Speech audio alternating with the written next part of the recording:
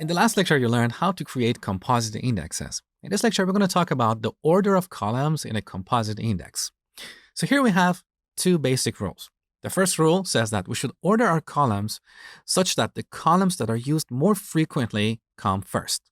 And this makes perfect sense. If we have 5 queries and all or most of these queries look up customers by state, it makes sense to put the state column first because this can help narrow down our searches. The second rule says that we should put the columns with a higher cardinality first. Cardinality represents the number of unique values in the index. For example, in our primary key, the cardinality is 1010, so we have 1010 unique values in this column. Now, think of a column like gender. What is the cardinality or the number of unique values in this column? It's 2. We either have 0 or 1, right? Now, if our table has 1 million records, and we assume an even distribution of genders, we could say that half of them are males and the other half are females. So, in our composite index, if we put the gender column first, this column can narrow down our searches from 1 million to about 500,000 customers, right? Now, what if we put the state column first? In our customers table, we have 48 unique states. So if we have 1 million records in this table, and again, assume an even distribution of customers across different states, we're going to have 1 million divided by 48. That is roughly about 20,000 customers in each state. So if you put the state column first, this can narrow down our searches to fewer records. So, as a basic rule of thumb, it's better to put the columns with a higher cardinality first. But don't take this as a hard and fast rule. This is just a starting point. You should always take your query and your data into account. Let's look at a few examples. Let's say we want to get customers located in California whose last names start with A.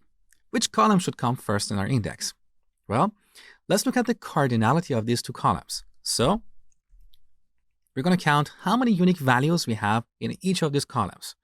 Select count of distinct of state, as well as count of distinct of last name from the customers table. Take a look. So the cardinality of the state column is 48, and the cardinality of the last name column is 996. So according to our second rule, if we ignore our queries, this column is a better candidate to come first because it can break down our table into smaller segments. But as I'm going to show you in this lecture, this cardinality rule is not always the best practice. You should always take your queries into account. Let me show you. So first, I'm going to create a composite index on the last name and state columns. So create index, we're going to call it last name, underline state on customers, and here are our columns. All right.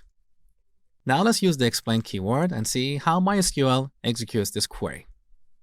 So out of these indexes, it decided to use our new composite index on last name and state columns. Look at the number of rows that MySQL scanned. That is 40. So if we put the last name column first, in order to satisfy this query, MySQL has to go through each last name that starts with A. In that segment, it has to find the customers located in California. Now, we could have hundreds of thousands of people or millions of people whose last name starts with A.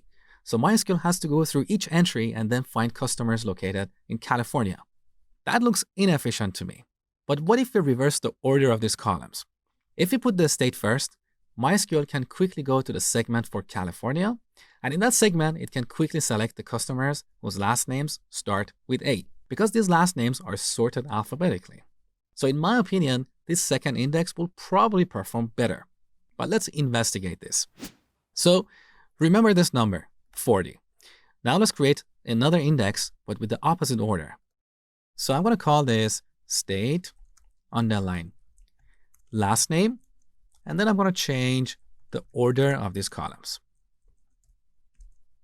All right. Now let's execute this query one more time.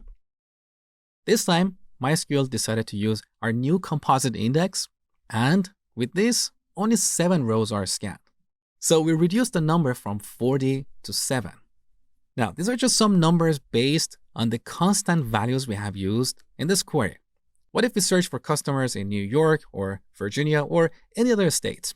Let's take a look. So I'm going to change this query and find customers located in New York. All right.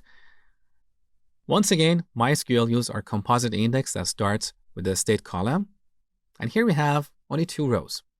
Now, even though this is the optimal index for this query, we can force MySQL to use a different index.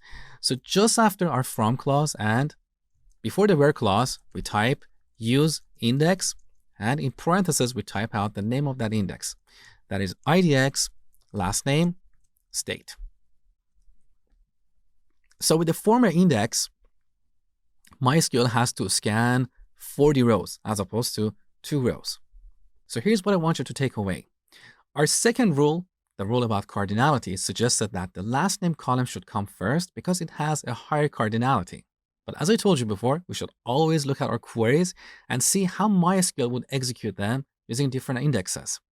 In this query, because we have an equality sign on the state column, this column is more restrictive. In contrast, the filter on the last name column is more open because here we're dealing with a range. So for this particular query, it's more efficient to put the state column first so we can quickly go to a particular state and then find customers whose last names start with a given character. Now, what if we search for a range of states? So let's change this query and look at the customers in any states that start with A. Now we have 2 ranges. One is the state, the other is the last name. So let's see what index performs better. First, we're going to execute this query with this index. So with this index, MySQL had to scan 40 records. Now let's use the other index, state, last name. With this other index, MySQL had to scan 51 records.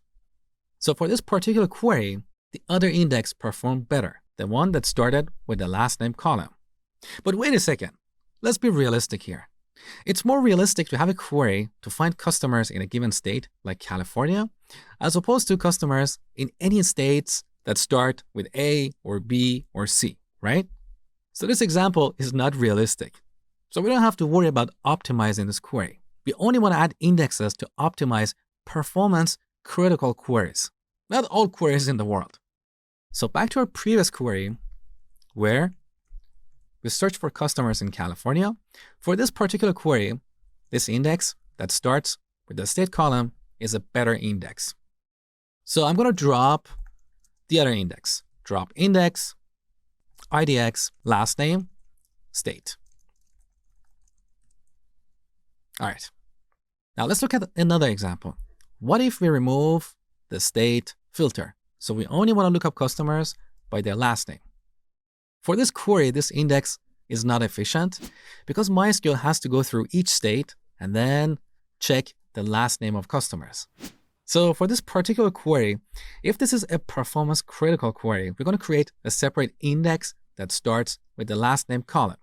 Currently, we don't have any other filters here, so we can have a single column index on the last name column. In the future, as we analyze more queries, we might extend that index and add more columns. So to wrap up, start with our basic guidelines. Put the columns that are used more frequently first. Then look at the cardinality of your columns. It's better to put columns with a higher cardinality first, but always take your queries into account. Try to understand how MySQL would execute your query with different indexes. You're not going to be able to come up with one compound index that is going to speed up all your queries. As your system grows, you might need several indexes on columns in different orders.